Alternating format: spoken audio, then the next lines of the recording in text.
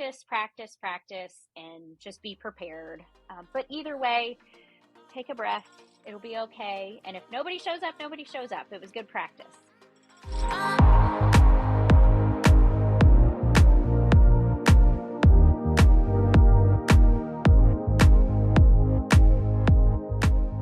Hey guys, welcome back to Real Estateable, your go-to podcast for raw, real, and relevant information in the real estate world.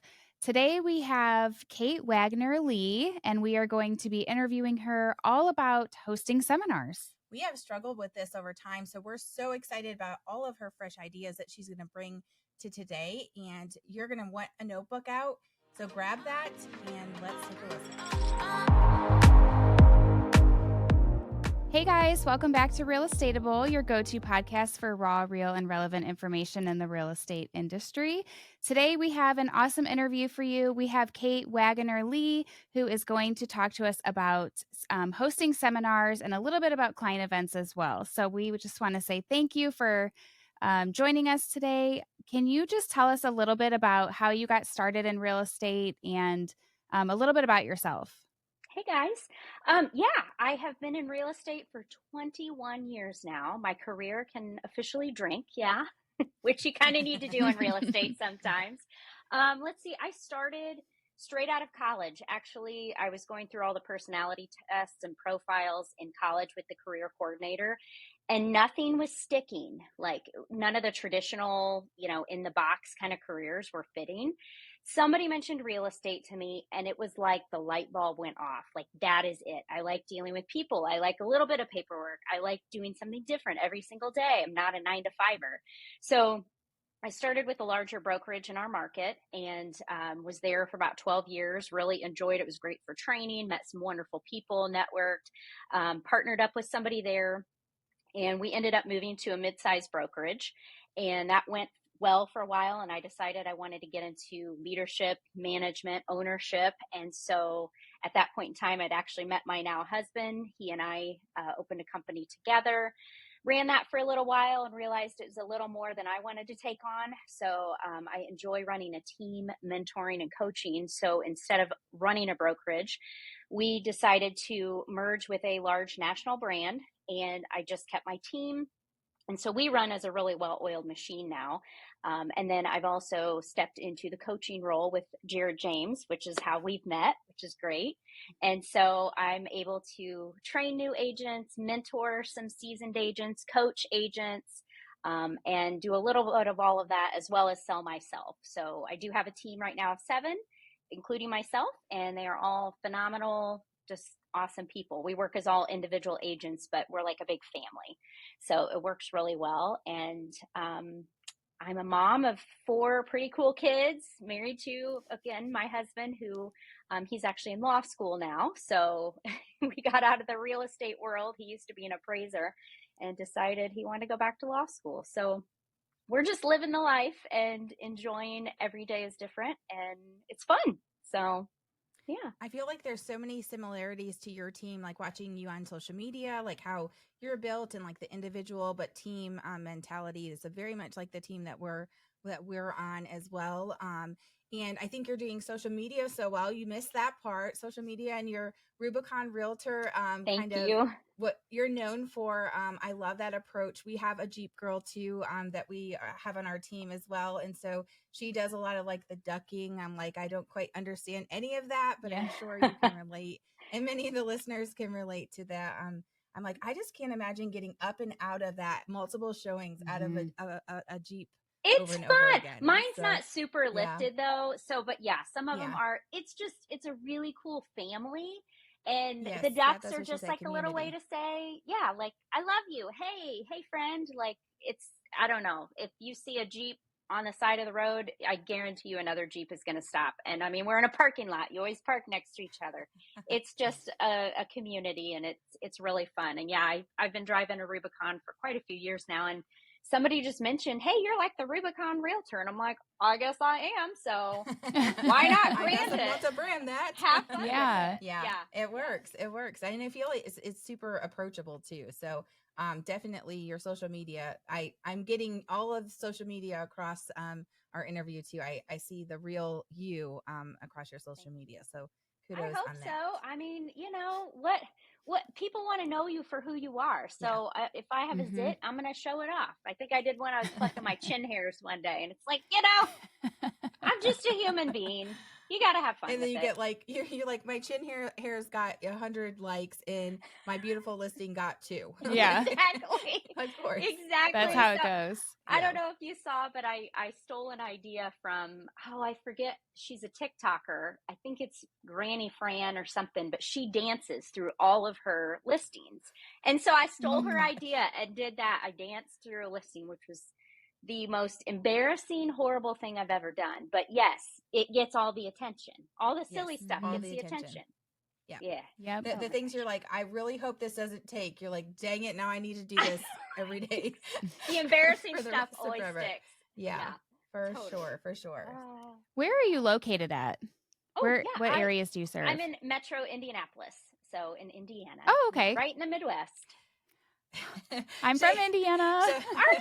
I know that's why she was asking. As I'm hearing your accent, I'm like, I'm waiting for her to ask if you're from the Midwest so she can relate. Yes, Northwest Indiana. NWI, I love it. Yeah, I'm a region rat. Region rat. I had a lot of friends Yes. in college from the region. Absolutely. I'm from Yes. Kokomo originally, which is not too far. But Oh, yeah. Yeah, that's not too far from us. Just down south a little bit. It's How crazy about that? since partnering with Ashlee. I'm like, how is there that many people up there? It's like everywhere we go. She's like, oh, I'm from there. I'm like, how is there so many people from The there? region But I is knew that was like, coming. it's like the Jeep community. If you're from Northwest Indiana, I don't know. You guys are like your own I'm little like, breed. okay, I'm the third wheel in this conversation every time. Well, it's crazy because when we went to Jared James, Anthony hosted I don't know, like a little mixer. Like a little mixer at one of the places. And the very first person I met was from like my hometown. And I went to high school with his brother. And I'm like, what a small world. Wow. Like, how did I meet you first here? Like, it's kind of crazy. Crazy. So such a small world though, just in general. And the real estate world, I feel like it just causes you, like the universe and the stars to align in a bunch of different ways. Yeah. And so at Advance, I heard you speak about buyer seminars, and that is something, just being super raw, we have struggled with. We have attempted this over the years. We really, as a team have struggled with, and not even necessarily like the return on that, but just the approach and like the appeal and just being able to market it right and advertise it right. And I think that what I was super drawn to was in your session that you spoke about this, really drawn to the system of how you basically implement this. And so that's why we're super excited to have you here today, is to kind of speak with our listeners to talk about how do you set this up for success. Of course, not raving returns on this, but just kind of talking through how you do this and being able to impact our listeners that maybe want to give it a try or kind of perfect what they're doing right now as well. Yeah, absolutely. So if you want to host a seminar for a niche audience, I think, first of all, we've got to figure out who your audience is. That's most important. And make sure, is this an audience that would work well with the seminar? Are they going to want to come and listen to what you have to speak about? Or are they just going to go on YouTube? And if so, there's a route for that as well. But some of the traditional kind of niche audiences would be your first-time home buyers. I mean, that was kind of what you mentioned. First-time home buyers are huge because they don't know what they're doing. They're very green. They want to learn, and they don't want to be pushed into something. But you could specialize in move-up buyers, investors, like flippers or multifamily, maybe rentals, short-term rentals. That's something that, like, personally we're looking at right now in another market is short-term rentals. And I know Nashville has a lot of short-term rentals. So there may be people that are interested in that. And so maybe you host a seminar on that. You've got empty nesters, baby boomers, elderly moving into assisted living, estates, new construction. I mean, heck, military. There's all kinds of topics, but I would say you've got to you find definitely one. niche down 100% when you're talking the ideas. Okay, that's awesome. So very 100%. very specific on how you're forming. And so I feel like in the past it's kind of been like big, open, and broad, and we'll talk about a million things, just try to capture the audience. But you're not the first person that we've heard that from. Yeah, niching down and being like, hey, it's super specific for this audience to capture attention of this group of people. Yeah, I agree. And I think Didn't the last one we do was first time home buyer? Mhm. Yeah, I Yep. think we targeted first time home buyers on our last one. But Well, those are and all really, really great ideas. Mhm. Very yeah, good I would ideas. even take your first time home buyers and I would niche it down further than that. Are these recently college graduates who are first time home buyers? Mm. Or are these your 33-year-olds who, have been through med school, or they've been working for 10 years and now they're ready? Like, I would niche that down so far, because not only that, you can also decide on where is it going to be located. So that's the other step, is trying to figure out where are you going to host this. And I find that for first time home buyers, a great place is a coffee shop that is very, very close to an apartment complex. And you can Mm. hone in on that target audience, and maybe it's an urban condo, or I'm sorry, urban apartment complex downtown Nashville, and there's a cool coffee shop downstairs, or within a block. You can advertise to that specific community, and then they don't have to go very far to hit up that coffee shop. I will say, one of my agents, she has been doing seminars every month, and she uses the same coffee shop, but one location is in one community and one location is over here. Well, she has little tent cards that sit on the tables at the coffee shop for the whole week before the seminar, with little QR codes so you can register ahead of time. So That's you've a got to really great advertise it. idea. I mean, but picking your location can help you advertise.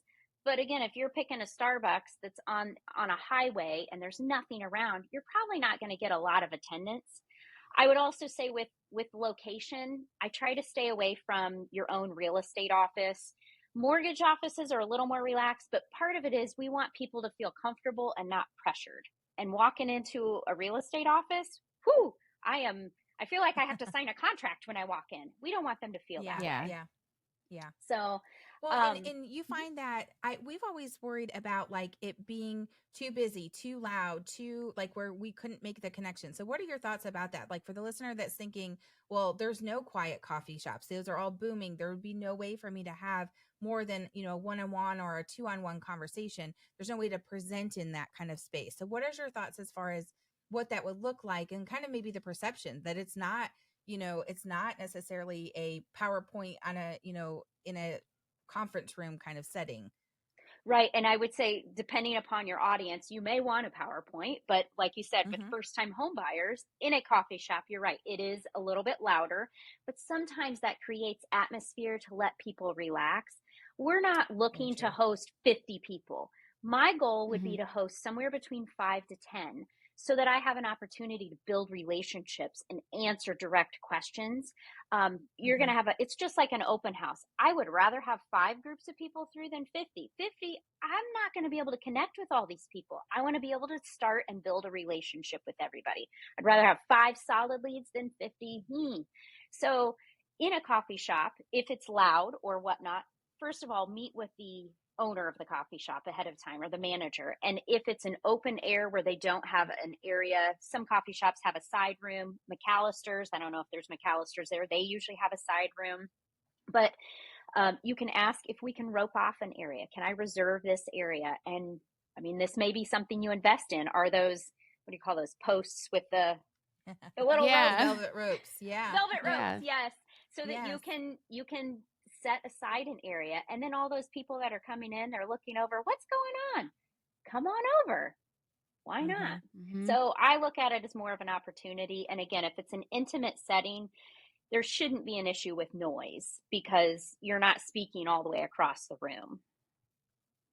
I love that idea. I think that's like just kind of finding that casual approach. I think getting people more comfortable, and once they're there too, it's like getting them there is half the problem, but then actually making it worthwhile once they're there, having them be comfortable enough. That's the second part of being successful through this. So I think I love those ideas. Super great. Yeah, I like how you said having the QR code at the coffee Mm-hmm. shop where you're hosting a week prior to have people register. That's like genius. Yeah, absolutely. Well, Absolutely. So and many different with the options. advertising like that, that's just one step. I mean, the you've got to get the word out. So make a Mhm. Facebook event, make an Eventbrite event, have those QR codes if you have an apartment complex that you're targeting. The laundromat there, have flyers up with the QR codes. I mean, keeping it focused, but you've got to advertise it in so many different places. And yeah, I just find that you forget about advertising it where you're going to have it. That makes sense too. Yeah. Yeah. So How far out in advance do you suggest advertising? So like the event is on the first of a month. How far back are you starting to start pushing this event out? I usually start flyers and whatnot about 3 weeks before. I find if it gets Okay. way too far in advance, it gets lost or they get Yep. stolen or whatnot. So anyway, I mean, you could do it as soon as 1 week in advance, but I think 3 weeks is kind of ideal. That gives you time to post it online, flyers, and then every single week we're following up to check, are those flyers still there? Do I need to swap them out for something else? Because we want it to catch their attention and try to help them remember to register, not forget about it, but it also not turn into white noise. So the ideal scenario would be to have a flyer up 3 weeks, go 2 weeks out and swap that out for a different looking flyer, if you will. Maybe it has a little Very bit good. different tagline, or the QR codes moved, maybe your pictures on it, whatnot. So doing that, and then again a week before, and then I like to go back at least 2 days before in case they get taken down or moved, whatnot like that. So just make sure it's out there. And if you can, even 2 days before, put a balloon on it or something of that sort. Gosh, I where's know. my notebook? I feel like when we've hosted before, we've done a lot of just digital social media, like you said, creating the event and then sharing it, And then mail marketing and too. then mail Yeah. marketing to like apartment complexes and renters and things like that. But I like having just like the flyer around town, like Mm-hmm. other places. That's really, really good. Well, It's and so think crazy about because I feel like, sorry, go ahead. I was just going to say, think about who your target audience. I always talk about make an avatar. Is it a coffee drinker? Again, if it's a millennial, they're probably not on Facebook, to be honest. It can't hurt. You're going to Hmm. market it everywhere, but you want to be on Snap. You want to be on Insta. You want to be on all the places where they are going to be. So you can't over market it. Yeah, I agree. And I think that like looking at really a lot of different concepts, I think we've gotten so far ahead with like the social media being the platform for advertising that we've gotten away from a flyer in a laundromat. Like Hmm. 17 years ago, that's where I was getting a ton of my business just as a new realtor, was like literally those pull off the telephone number at the bottom of a flyer at the laundromat. And a lot of what we're coming back to is like old school, what are some methods to connect with people? And a lot of what you just described was those putting in the work, like the legwork to make this advertisement get pushed out, and not the easy button of social media. Because like you said, you got to be making sure you're in the right places with social media for the audience that you're trying to capture. Really great ideas. Exactly. Yeah. I would also be amiss to say, like, one thing is, don't forget about your partners, your affiliate partners. I think it's very helpful to partner with a loan officer, mortgage consultant, somebody else who's in the industry but not a real estate agent, so that they can bring a different perspective, but also they can help with marketing costs and the physical marketing itself. They have a database that they can reach out to.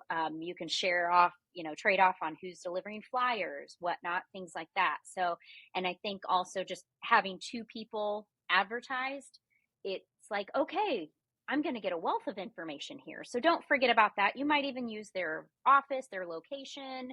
They may, I mean, there's lots of different options of types of strategic partners too. So maybe you're aiming for baby boomers or downsizers. Well, at that point, you could have somebody who maybe they're a CPA or somebody who specializes in reverse mortgages.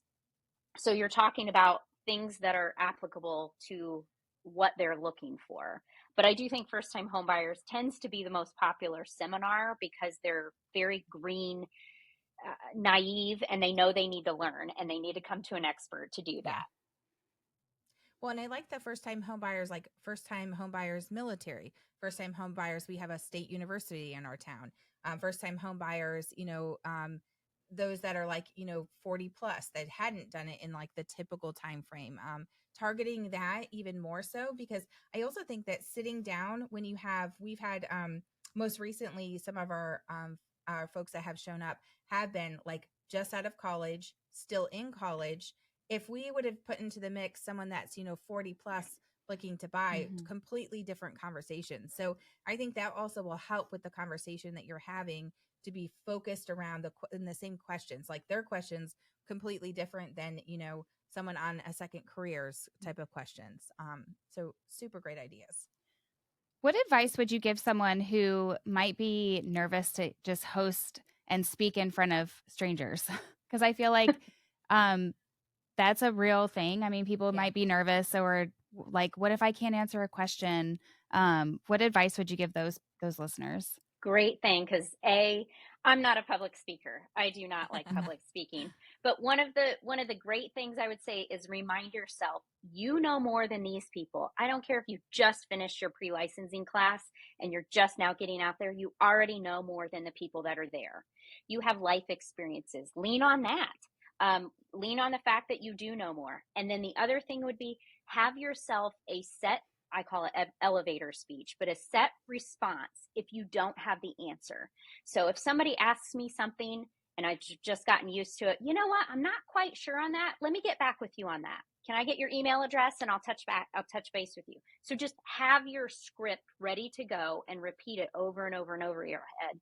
So the moment they say something and you don't have the answer, you have a response, and then your fight or flight doesn't kick in and you freak out like, anxiety kicks in. You're ready to go. So first of all, you already know more than they do. Second of all, just have a response ready to go when you don't have an answer, because I guarantee you there will be an answer you don't have, and that's okay. It's okay. Mm-hmm. Well, I feel like when we're out and we're in these situations just one-on-one, there's times, I mean, and I'm sure you feel this, like even with the years in business, there's sometimes when I'm like, you are the first person that has ever asked me that. I have no clue. Like we have more confidence in saying we have no idea, but we're asked questions all the time that it's like never come across, that don't have experience, but I'm definitely partnered with people who do, or I'm going to find the expert to get the right answer. I think it's the kind of the anxiety of like, yeah, but that's one person's eyes, not five people's eyes. So I love that idea of being prepared with what you're going to respond to. But yes, in this industry, we will never, it does not matter if you're the great grandmother of real estate, you're just not ever going to have all the answers, because there's going to be scenarios. And I feel like right now we're talking as we're setting up, I'm like, why is this stuff coming up for the first time ever? Like, where are these problems, or where are these scenarios? Like new things coming up that I never in a million years thought would be where we are in real estate right now. So constant. Oh, agreed. Yeah, it's funny you say that, because earlier this week that happened to me. A buyer asked me a question and I was like, no one has ever asked me that. I have no idea, and it was just like, what? but Totally. You're more confident with the deer in headlights. One, if it's one-on-one, or two, you've had time in business. So I think this is a really great idea for like those agents that have the time. Like time is a big factor on this. They have the time, they don't have the business, to be able to even just fail forward. Like, what happens if you do this and you completely bomb it, but you got the chance to be in front of 10 people and you're better for that, I think that new agents should absolutely dive into this as much as possible, because the time is there. Even relationships with the businesses that you're hosting it at. That there's no loss in this, even if it wasn't a gain specifically for those that are there. Absolutely. And it gives you confidence. I will say, as a newer agent, the way that I got going were open houses and first time home buyer seminars, because those were the areas that I felt, I'm going to use air quotes, confident in, because I knew everybody I was going to interact with. I knew more than they did. And I could fake it in a way. I had my notes. I knew what to say. Yep. And okay, here's step 1, step 2. And it was very regimented. It wasn't great. But the more I did it, the more I practiced, the better I got. And then, I was doing well, but sometimes nobody would show up to my seminars. But speaking of that, I would also just mention too, the idea of, don't forget about virtual seminars, and or record whatever seminar you're doing, even if it's in person. Pop your laptop up, and hit record on Zoom, so that it's recording you talking, and post that on YouTube. That way you're educating people anytime. It's typically evergreen content, and maybe you'll get some leads or interaction that way as well. So don't forget, in virtual, you may have, again, you're in Nashville, you have people who might be interested in purchasing short-term rentals. You could do a virtual seminar on that, and you can advertise nationwide. And hey, pop in for 30 minutes, listen in, here's what we're going to talk about, and you might get some people from other states. Yeah, we've been talking with our marketing company here lately, and even just the info grab of like having this evergreen be on your website, where you can, like basically view or like attend our virtual class of whatever it is, and then gathering their information, and then they have access to, you know, a private face or a private YouTube link or something like that. So that could be all kinds of different things, a whole library of these if you wanted to, whether it was just a recording of the class or just you doing that virtual class across the board. I agree. I think that even with low or no attendance, especially early on, you going through the motions to prepare these classes and like breaking down the steps, it's, I mean, really great continuing education for ourselves to be like, okay, break it down. Like if I'm having to get back to the basics, it's always good to freshen up on that as an agent, because we're going so fast through the motions that we really need kind of like that grounding factor of going back to like, what's the basics of home buying? Like we need the reminder too. So even just preparing for that, I think is super beneficial when it comes to like the takeaway from this whole concept. I like to ask too, when people do attend, how did you hear about it? Especially like open houses. I'm like, how did you find me? How did you find out that this was happening? That way, you know, okay, my Facebook ad that I did, that's where they saw it, or they saw my flyer at the laundromat. So that way, you're not wasting money and time marketing to somewhere that maybe people aren't seeing it. Yeah. Yeah, so just to kind of summarize, make sure that you know who your audience is. Who's your target audience? Have an avatar for them. Like what topic are you going to cover, and where would that particular audience member, what do they enjoy? Again, do they want to be at a coffee shop? Do they want to be at a bowling alley? Would they rather be at the bank? Maybe you host it at a local college. So figure out all of that, your location, make sure you have your marketing, partner up with affiliates, whether it's a loan officer, mortgage consultant, inspector, or something, like maybe it's a house stager. It could be anything. And then know your timing, 3 weeks out, 2 weeks out, 1 week out, a couple days before. Preparation is huge. Make sure you prepare. Sit at home and present to your kids, present to your dog. It doesn't matter. Just practice. And then don't forget to follow up. So if anybody that comes, or if they register and they don't show up and you have their information, every single person you get their information, you should be following up with them. A phone call, a handwritten note, any way that you can, because you want to build that relationship. That's the point, is to bring them in and be their advisor and make sure that they're going to you as their real estate agent. So you want to stay in touch with them and be able to connect with them. I would say also just some other tidbits. Have a backup plan prepared. Be prepared that things are going to go wrong, kind of like with podcasting. Stuff always goes wrong. So maybe you have printed copies of your slides. If you have a slideshow, have an extra power cord. Be prepared that internet's not going to work. Are you going to hotspot from your phone? Just be prepared that things will go wrong. So make sure you have a really good plan of action. I would definitely record your presentation for multiple reasons. Not only can you stream it and post it on YouTube, but you can also look back on it to make sure that, like, oh, you know what? I think I'll tweak that next time. And don't get in your own head. We're all human. It's okay. So I do think it's helpful to have giveaways for your attendees, whether it's a free CMA. If you don't have a lot of money, a CMA is free for you to do, so you can give that away. You could do a free credit analysis, a free one-on-one consultation, give out Starbucks gift cards. I mean, it doesn't have to be anything crazy. Just it's nice to have something to draw them in. I would say keep your presentation 30 minutes to an hour, ideally more like 30 to 40 minutes, so you have time for questions and answers, but you don't want people glazing over. Definitely leave room for questions and answers at the end. Sometimes I find it's helpful to have little note cards with pre-printed questions sitting on the tables, because people are nervous. They don't want to ask. So if they have pre-printed questions, great idea. They can just grab it and be like, oh yeah, what is a credit score? Oh, I'm glad you asked, So you might also invite a few friends or other agents to attend as attendees, so that it appears there are more people there. And sometimes they can help start the questions. And you know what? You got a friend there to support you. That always helps as well. But again, practice, and just be prepared. But either way, take a breath.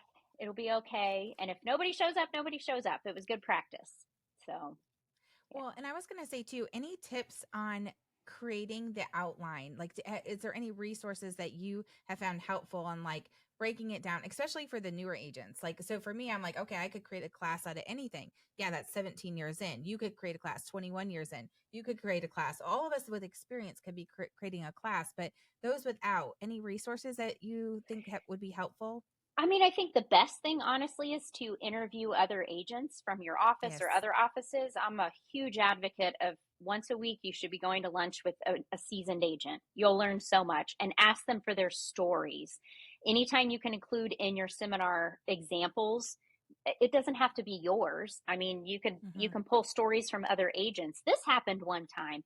People love that. And if you're asking them their stories, you're going to learn from them. So definitely lean on your seasoned agents. But hopefully, either your brokerage, I mean, I'm happy to help however it is if you pick a topic, but you can find experts as well. Like if you're talking about military first time home buyers, talk with a loan officer who's a VA specialist. You'll gain some Yes. information there. Talk to a VA appraiser.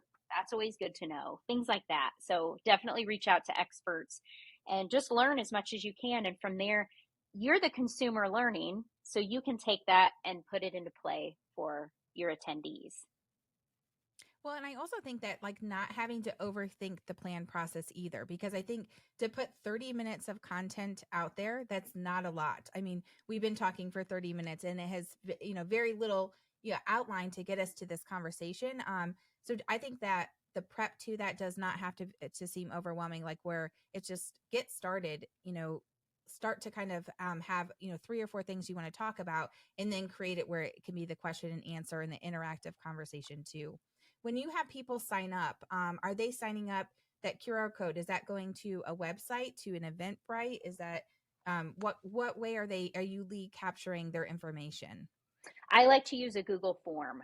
I think it's easy. I get to control what fields are there, and it automatically comes to me. So I find that that's easiest, but I do think some people use Eventbrite, although I've heard Eventbrite is starting to charge. And I wouldn't, no need to use them if they're charging, but I think a Google form works beautifully and it's pretty easy. We agree. Just making sure there wasn't any other ideas. But just be sure if you're advertising the event on Facebook and Eventbrite and all of those, that you're going back to check to see, are there people that have shown interest that have not registered? So you're reaching out to them in person. Yeah, that's all great tips. Very good. All right. Anything else that you have to add to this? Anything more that you think that would be helpful? I feel like so many different ideas coming from this today, but anything else you have to add that you'd like to share? No, that's great. Just feel free to reach out if you have questions. I'm happy to kind of walk through it with you. Anytime anybody needs anything, you let me know. All right. Where can people find and connect with you? My handle on pretty much every social media site is at rubicon.realtor. Of course, that's REALTOR, not realtor, but Rubicon Realtor, Rubicon.realtor. And then my website is rubiconrealtor.com. I love it. Yeah. Super simple. That's what I was saying in the beginning. I'm like, you have done a really great job branding yourself with that. And it's catchy and you can remember it for sure. And we'll have all of her information as well in show notes so that you're easy to connect with. We cannot thank you enough. This has been super great, super helpful. I feel like we are going to be well equipped for 2024 with some really great ideas. And we'd love to hear if any of y'all have ideas that have worked that we might have missed today. Please share that with us. I think that we can all grow together really well. But your successes as well. If you try and implement something that just seems to be taking off, make sure you let us know. We would love to share that with Cate. And I think sharing with everyone can help us grow this concept into the 2024 season. Yeah. That'd be awesome. Right. Thanks for having me, guys. I appreciate it. All right. Thanks for joining us.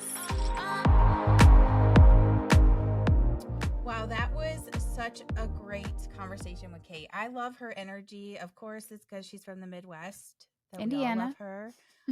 But she has so many good ideas. And I've heard her talk about a bunch of different subjects, but I know a lot of us have struggled with the seminars. And I think that she just brought a ton of information to us today, like a lot of takeaways. What would you say that is your like biggest takeaway from today? I would say just posting the flyers at other places. So we focus a lot on like digital marketing and postcard marketing, but having a flyer at the actual place you're hosting it or putting it somewhere else where they can scan the QR code and just kind of get more information. I think that that's going to be a game changer, just being in front of more people. Yeah. I honestly think as we were listening to all of this that we have been overthinking this. Yeah. Honestly, we've been making it too complicated. And really, I think all you need to be doing is preparing for a conversation. I'm preparing like for a buyer's consult. And really, like, I'm walking away and I'm like, we just need to simplify what we're doing. And I also think because we have made it such an overwhelming process over the years, like, oh, let's do more to try to prepare for better success. Like, just literally prepare for that one person that could be across the table, that we could be doing it way more often. I think that taking that focus and over preparing to over advertising, and she hit the nail on the head where it's like, hey, is your target audience really on Facebook? Are they really on Instagram? Are they really on TikTok? Are they really on Snap? Like, where is your audience actually sitting at? And not just thinking that the same thing over and over for that audience you're trying to hit is the same thing as what you've done before. And kind of just making a point that it's not going to always be 50 people coming. Like aim for those like 3 to 10 people, because that's still going to be successful. You're going to be able to make a deeper connection with those potential home buyers or sellers, whatever your seminar is. And that's not a waste of time. Yeah, I think adjusting expectations for Mhm. sure. Lots of really great takeaways. It was so good to have Cate here today. Just so many things that we can be implementing this year. All right, guys, if you found this helpful, make sure you share it with someone, give it a 5-star download, and we will see you next time on Real Estateable.